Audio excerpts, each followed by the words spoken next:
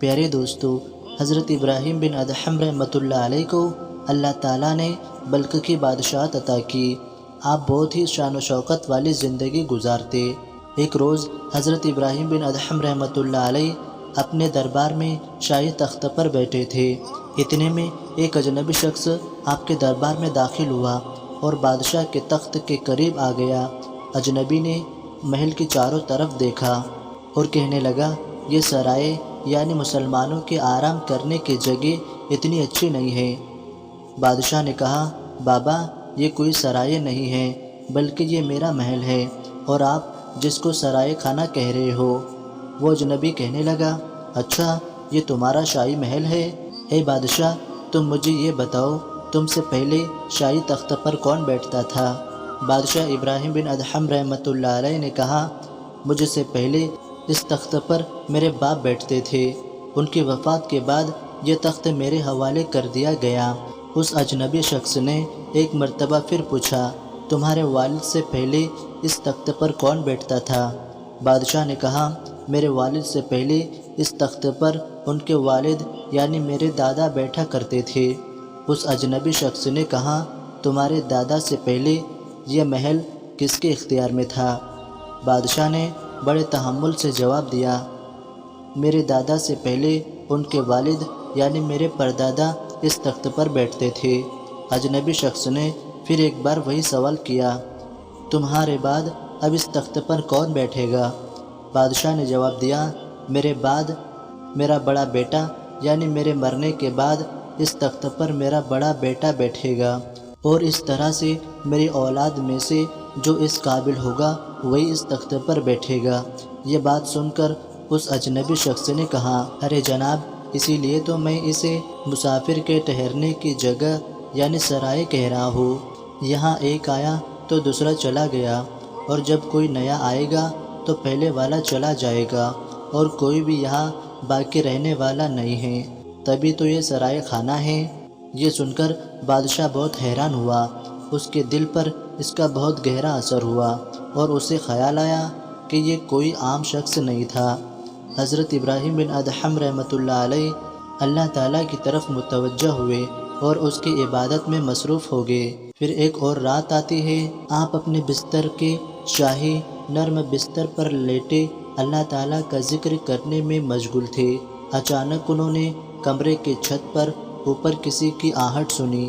آپ نے آواز لگائی، اوپر کون ہے؟ اوپر سے کسی نے جواب دیا، میں مسافر ہوں، میرا اونٹ گم ہو گیا ہے، میں بس اسی کو تلاش کر رہا ہوں۔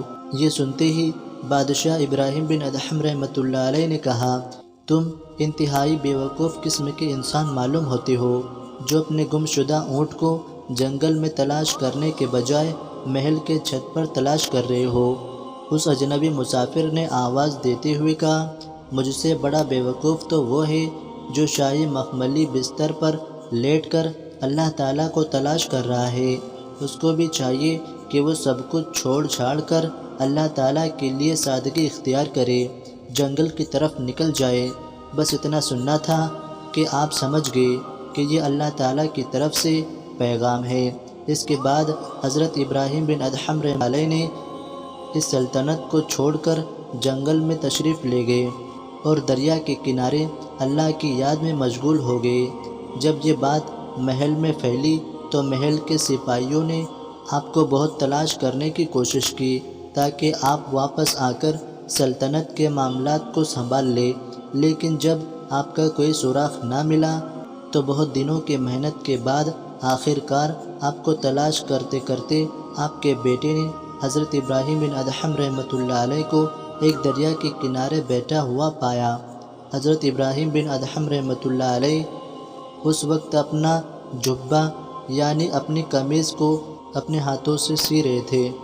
بیٹے نے آگے بڑھ کر آپ کو سلام کیا اور عرض کیا، اس شان و شوکت والی زندگی کو کیوں اچانک چھوڑ کر یہ کیسی زندگی، یہ کیسا رہن سہن آپ نے اختیار کر لیا؟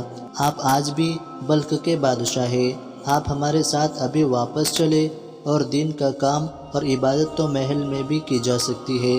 یہ سن کر آپ نے فرمایا، میاں وہ بادشاہت بڑی تھی یا یہ بادشاہت بڑی ہے؟ ان کے بیٹے نے کہا یقیناً وہ بادشاہت بڑی تھی جو اللہ تعالیٰ نے آپ کو عطا کیا تھا، یہاں حالت تو یہ ہے کہ پہننے کے لیے آپ کے پاس کپڑے تک نہیں ہیں، آپ اپنی قمیض پر خود پیوند لگا رہے ہیں، لہٰذا بہتر یہی ہے کہ آپ ہمارے ساتھ واپس چلیں، سلطنت کے تخت پر اسی شان و شوکت کے ساتھ دوبارہ تشریف ہو جائے۔ ابراہیم بن ادھم رحمۃ اللہ علیہ نے کہا میرے پاس ایک سوئی ہے، میں اس کو دریا میں پھینکتا ہوں، اور یہ کہنے کے بعد آپ نے وہ سوئی اٹھائی اور اس کو دریا میں پھینک دیا اور کہا اے دریا کے اندر موجود مچھلیوں، میری سوئی کو تلاش کرو اور اسے فوراً نکال کر باہر لاؤ۔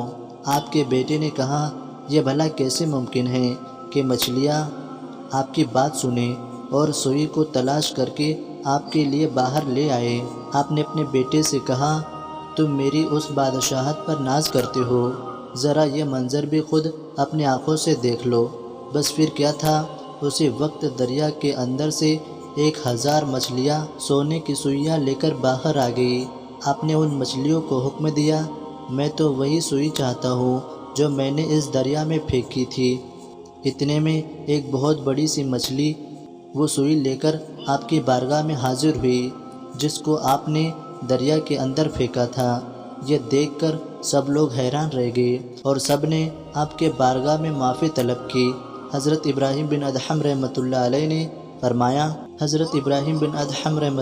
نے فرمایا اب تو جانور بھی میری بات سنتے ہیں، مجھے وہ بادشاہت نہیں بلکہ مجھے اس زندگی پر بہت ناز ہے۔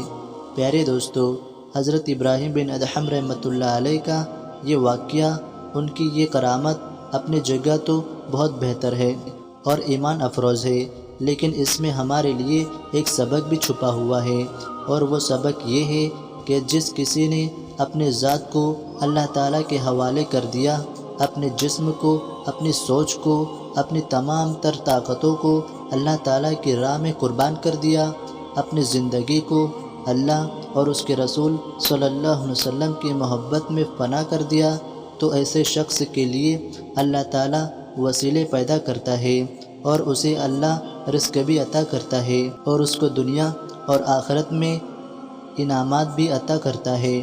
دوستو، یہی وہ لوگ ہیں جنہیں ہم کہتے ہیں کہ انہیں دنیا کی کوئی خبر نہیں۔ دراصل ان کے نظروں میں دنیا کی عہدوں کی، دنیا کے مال و متاع کی کوئی حیثیت نہیں ہوتی، کیونکہ اللہ تعالیٰ انہیں اپنی طرف سے ہر طرح کا سکون اور رزق عطا کرتا ہے، اور ان کی زندگی کا مقصد صرف اور صرف اپنے رب کی رضا ہوتی ہے۔ دوستو، امید کرتے ہیں کہ آج کی ہماری یہ ویڈیو آپ کو ضرور پسند آئی ہوگی۔ آپ نے اس ویڈیو کے ذریعے کیا سیکھا، کمنٹ باکس میں جا کر ضرور کمنٹ کریں، اور اللہ کے ولیوں کی کرامت کے تعلق سے آپ کیا سوچتے ہیں اس کے بارے میں بھی آپ ضرور لکھیں۔ آج کی اس ویڈیو میں بس اتنا ہی، ہم ملتے ہیں انشاءاللہ ایسے ایک کامیاب ویڈیو کے ساتھ، تب تک کے لیے اللہ حافظ۔